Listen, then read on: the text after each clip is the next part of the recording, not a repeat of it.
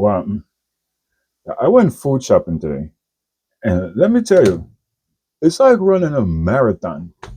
I live in Tonawanda, the town of Tonawanda, which is a suburb of Buffalo. So to start shopping, I had to go to Buffalo. Mind you, it's a different city, and to go get my hard-dough bread and my bun and cheese.